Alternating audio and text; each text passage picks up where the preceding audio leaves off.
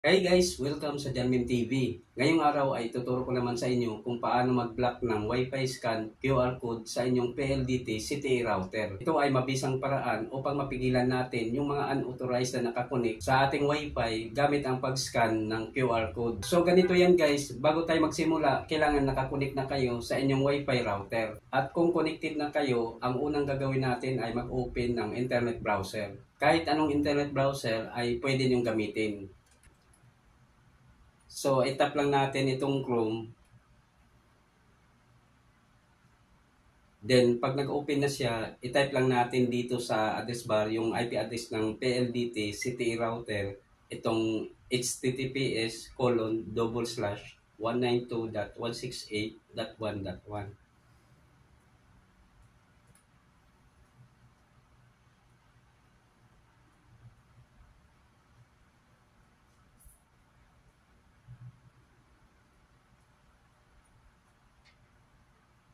Then, itap natin itong go. So, ito yung lumalabas. Your connection is not private. Attackers might be trying to steal your information from 192.168.1.1. For example, password, messages, or credit cards. Pero okay lang yan guys at huwag kayong mag-alala dahil router lang ang bubuksan natin. Kaya itap lang natin itong advance na makikita natin dito sa baba. Then meron na namang warning dito. This server could not prove that it is 192.168.1.1. Its security certificate is not trusted by your device's operating system. This may be caused by a misconfiguration or an attacker intercepting your connection. Pero sabi ko nga kanina, router lang ang bubuksan natin. Kaya itap lang natin itong proceed to 192.168.1.1 unsafe. So ayan guys, ito na yung kanyang login interface. At dito sa username, ang itype natin ay admin.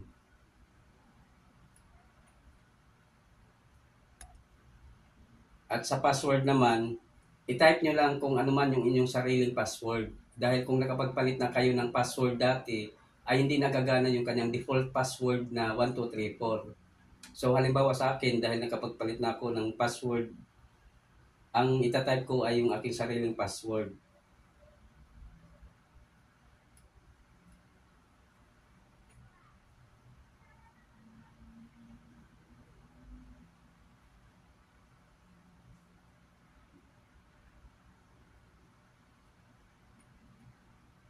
Then itap natin itong login. So ayan guys, ito na yung dashboard ng PLDT CTE router. At kung mapapansin ninyo dito sa device list, meron lang isang cellphone na nakakonect dito. Itong Galaxy 18s. At ito ay walang iba kundi yung ginagamit nating cellphone. Sa makatuwid, gagawin nating simple yung ating tutorial para mas lalo ninyong maintindihan. So para ma-block yung mga kumukonek sa ating Wi-Fi sa pamamagitan ng pag-scan ng QR code, ang gagawin lang natin ay i-copy yung MAC address ng ating cellphone.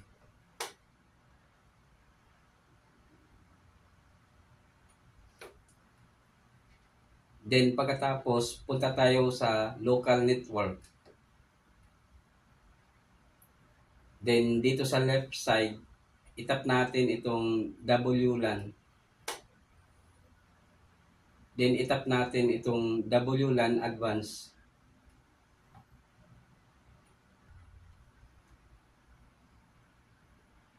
Then dito sa SSID 1, itong pinakataas, wala muna tayong babaguhin dyan. Hayaan muna natin siyang naka-no filter. Then punta tayo dito sa Access Control Role Configuration. Itap lang natin yan. Then tap Create New Item. Then dito sa name, halimbawa ang ilagay natin ay Galaxy 18.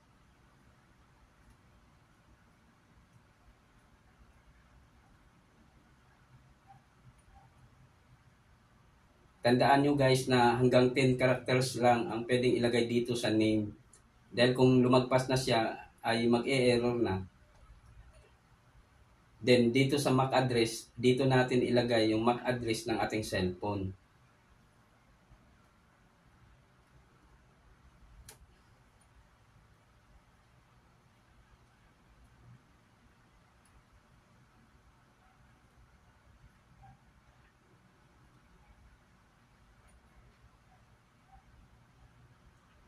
Then pagkatapos, itap natin itong apply.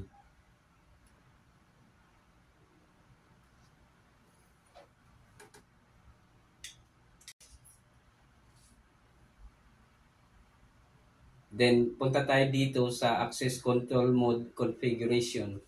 At dito sa SSID1, iset natin siya sa whitelist. Ibig sabihin, ang pwede lang makakonek sa Wi-Fi ay itong Galaxy 18s. So, iset na natin siya sa whitelist. Then, pagkatapos, itap natin itong apply. Pagkatapos niyan ay madidisconnect tayo sa router. Hintayin na lang natin siya mag-reconnect ulit. Ayan, connected na tayo. So, balik ulit tayo dito sa Access Control Role Configuration. At kung sino lang ang nakalagay dito, kagaya nitong Galaxy 18s, ay siya lang ang pwedeng makakonek sa Wi-Fi. At kung sakaling gusto nyo magdagdag ng isa pang cellphone, ang gagawin nyo lang ay iset siya ulit sa no filter para makapag-connect sa Wi-Fi yung pangalawang cellphone at pwede nyo nang makopy yung kanyang MAC address doon sa device list. So para makita natin kung nakablock na nga ba yung mga gustong mag-connect sa ating Wi-Fi sa pamamagitan ng pag-scan ng QR code, ay itry natin mag-connect gamit ang ibang cellphone sa pamamagitan ng QR code. So mag-create tayo ng QR code dito sa cellphone na nakakonek sa Wi-Fi. Itap lang natin itong QR code. Ayan guys, nakapag-create na tayo ng QR code. At ito yung nakasulat dito, scan this QR code on another device to connect to Janmin 2.4G without entering the password.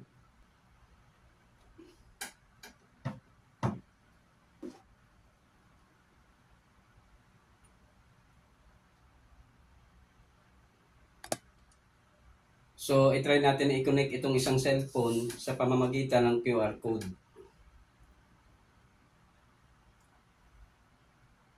So, ayun guys, ang nakalagay dito, connection failed. So, hindi na talaga pwedeng gamitin yung kanyang QR code para makapag-connect sa Wi-Fi. So, ayan guys, ganyan lang ang mag-block ng QR code sa inyong PLDT CTE router. Hanggang dito na lang muna at sana ay nakatulong sa inyo ang video na ito. Ako po si Rodolfo Menreve Jr. at huwag niyong kalimutang mag-subscribe at mag-like at pindutin ang notification bell upang maging updated kayo sa susunod kong mga uploads na video. Bye!